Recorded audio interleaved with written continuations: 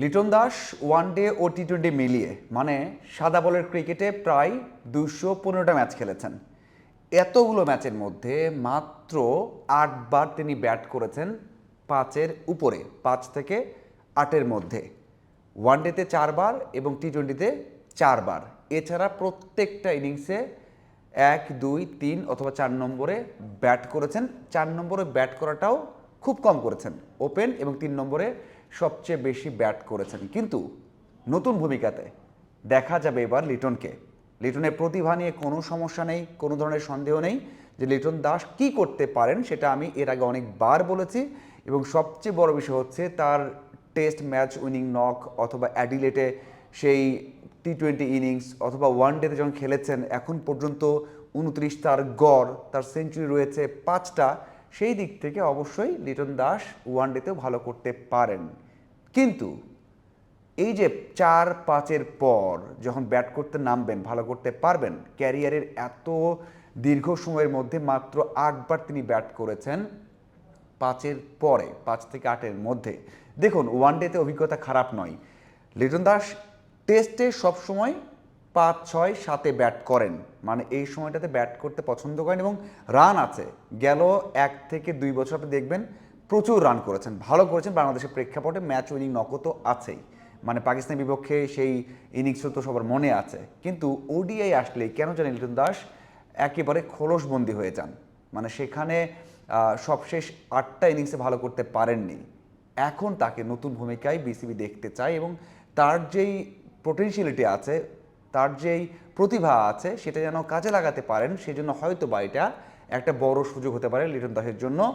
এর আগে যে 4বার তিনি 5 নম্বরে ব্যাট করেছেন, কেমন করেছিলেন দেখুন। 2019 সালে 2019 বিশ্বকাপে লিটন দাস 4বার ব্যাট করেছেন 5 নম্বরে।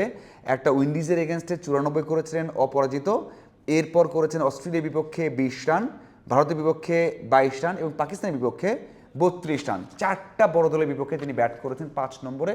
খারাপ করেছেন কি? একেবারে খারাপ করেননি। সবশেষ যে 5টা ইনিংস আছে তার থেকে ভালো করেছেন, অনেক ভালো করেছেন। এবং এরপর কেন জানি তাকে আর ওই জায়গায় খেলানো হয়নি, কেন জানি না। অবশ্যই আমরা জানি যে ওই সময় ওই জায়গাতে অনেকেই ব্যাট করতেন। মাহমুদুল্লাহ রিয়াদ ছিলেন, এরপর আমরা দেখেছি সাব্বির 3 নম্বরে এবং পরে ব্যাট করেছেন।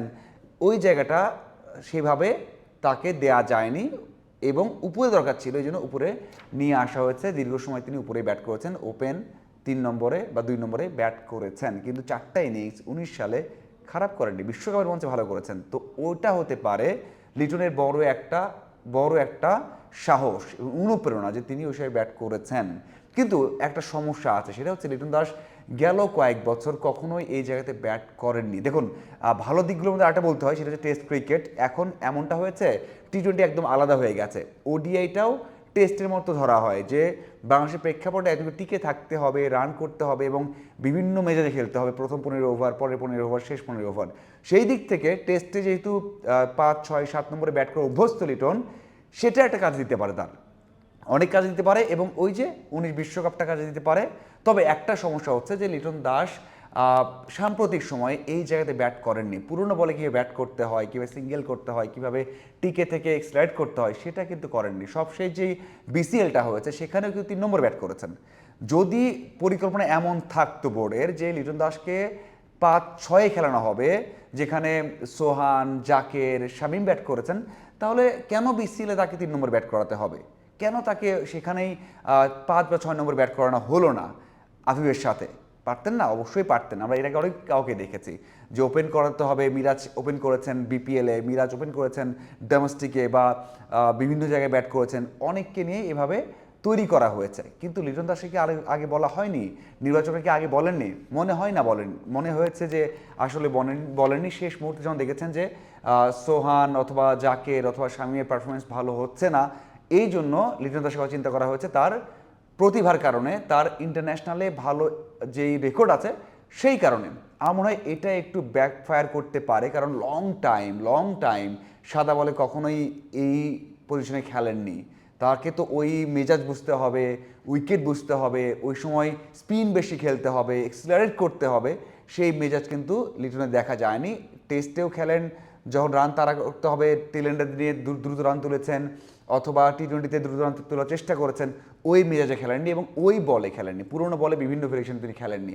এটা একটা সমস্যা হতে পারে, কিন্তু তার যে এক্সপিরিয়েন্স আছে, তার যেই ব্যাটিং স্টাইল আছে, তার যে ক্লাসিক শটগুলো আছে, সেজন্য এই চেষ্টাটা হতেই পারে। এবং ওই যে 4টা ইনিংস আমার মনে হয় সেটা লিটন দাসকে কাজে দিতে পারে এবং সেটা লিটন দাসকে একটা ভরসা দিতে পারে। তবে চ্যালেঞ্জ আছে, অনেক বড় একটা চ্যালেঞ্জ আছে। যদি লিটন দাস টিকে যান, ভালো করে ফেলেন, তাহলে অবশ্যই এটা কিন্তু বড় একটা সমাধান হতে পারে। কারণ আমাদের ওই জায়গাতে মিডল অর্ডারে সত্যিই অনেক দিন ধরে ভুগছে, তেমন সমস্যা সমাধান হয়নি। যদি লিটন দাস সেই কাজটা করতে পারেন, ফর্মে ফিরতে পারেন, তাহলে অবশ্যই এটা বাংলাদেশ দলের জন্য ভালো হবে। আপনাদের কি মনে হয় অবশ্যই জানাবেন। ধন্যবাদ সবাইকে।